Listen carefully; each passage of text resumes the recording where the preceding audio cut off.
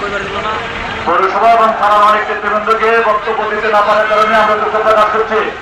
এই মুহূর্তে বক্তব্য রাখবেন বাংলাদেশ জাতীয়তাবাদী দল ময়মনসিংহ দক্ষিণ জেলা শাখার সংগ্রামী আহ্বায়ক,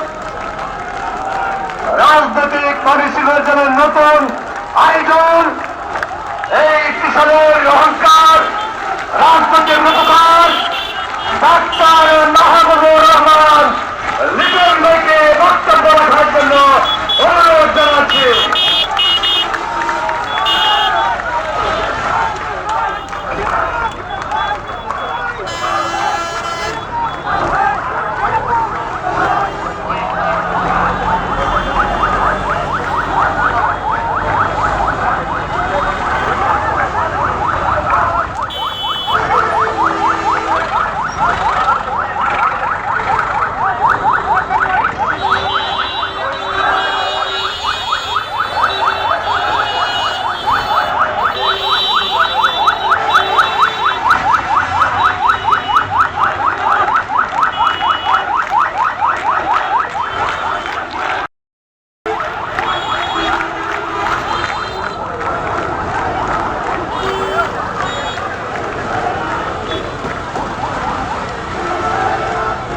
বিসমিল্লাহির রহমানির রহিম।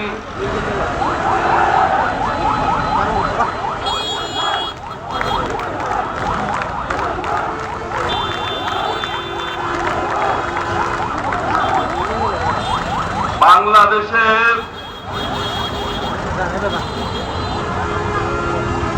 বৈষম্য বিরোধী শিক্ষার্থী ভাই বোনদের আন্দোলনের ফসল এই বাংলাদেশের দ্বিতীয় স্বাধীনতার এই উৎসবের দিনে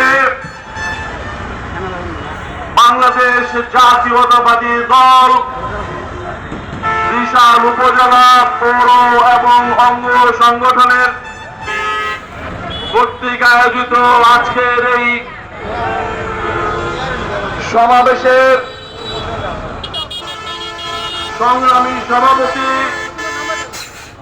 উপস্থিত বিভিন্ন স্তরের উপজেলা এবং ইউনিয়ন, পৌর এবং ইউনিয়নের নেতৃবৃন্দ,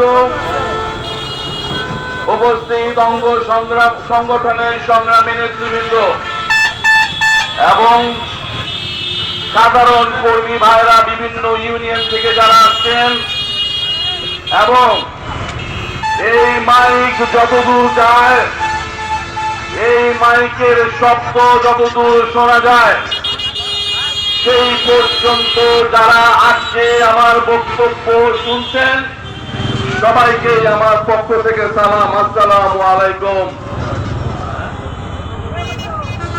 প্রিয় ত্রিশালবাসী,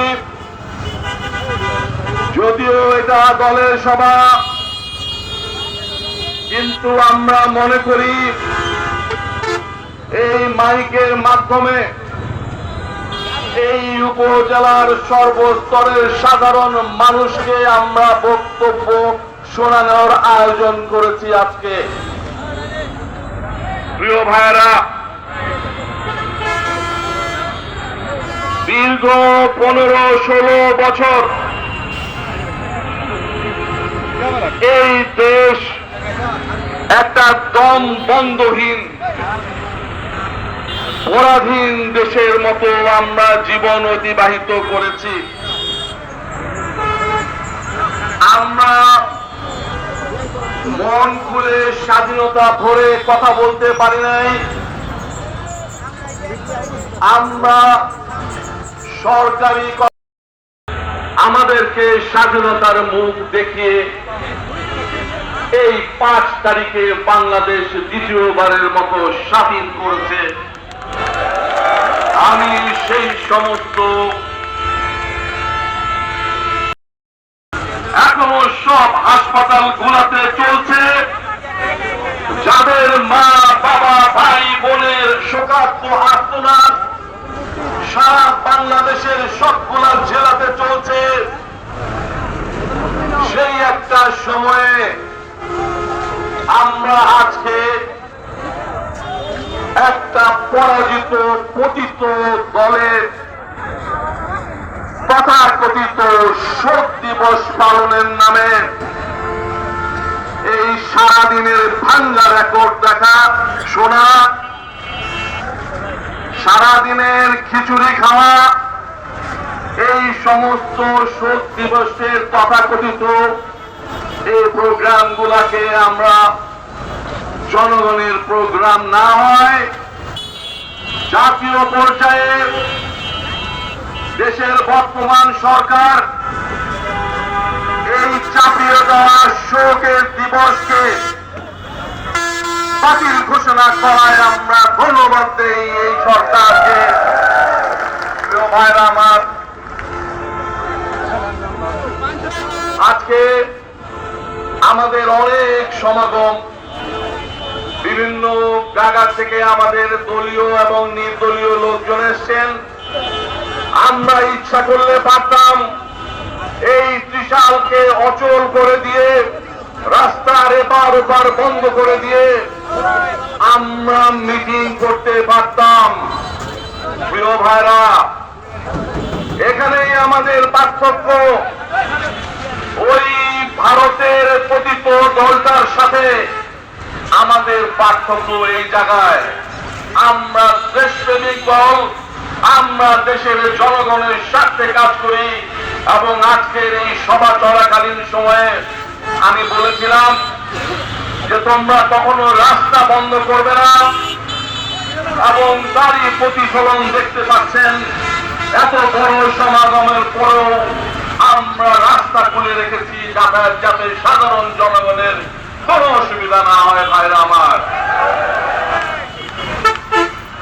প্রিয় ভাইরা, জাতীয় পর্যায়ে আপনারা জানেন এই ভারতের মদত পুষ্ট একটা দল নির্বাচনে ভুয়া ভোট, রাতের ভোট, দামি ভোট করে এই জোরপূর্বক আমাদের এই দেশে শাসন কার্য নিয়ে চালাচ্ছিল। ভাইরা আমার, প্রশাসনের অন্ত্র অন্ত্রে সব জায়গায় তারা তাদের নিজস্ব লোক বসিয়েছিল 15 বছর। এমন কোন জায়গা নাই যেখানে তারা দলীয়করণ না করেছে। সেইটা পুলিশ হোক, সেইটা বিডিআর হোক, সেইটা সেনাবাহিনী হোক, সেইটা প্রশাসনে হোক, সেইটা শিক্ষাঙ্গনে হোক।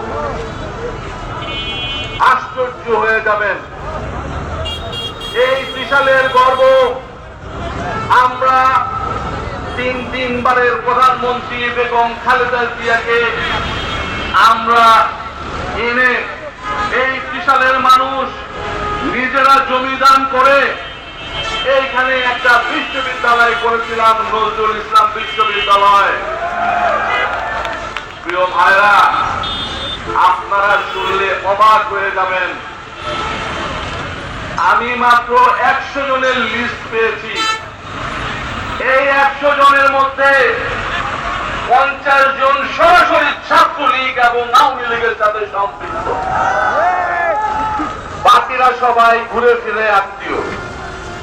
একটা শিক্ষাঙ্গন, সেখানে আরো 200 লিস্ট আছে।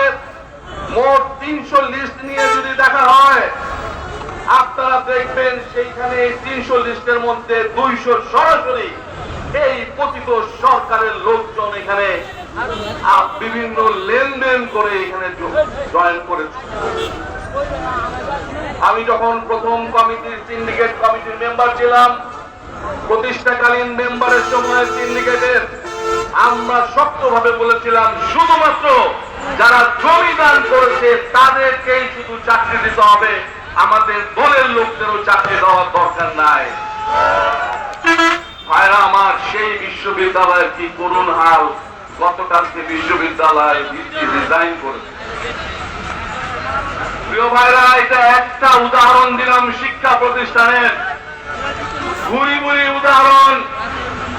গতকালকের বক্তব্যে আমি বলেছি বাংলাদেশের একটা জেলার নাম, জেলার নাম হলো গোপালগঞ্জ। আমরা বলেছি কত বড় সাহস গোপালগঞ্জের, যে আমাদের দেশপ্রেমিক সেনাবাহিনীর গায়ে হাত তুলে। ভাইরা আমার, আমরা বলেছি মানচিত্র থেকে এই নাম বদলায় দিতে হবে।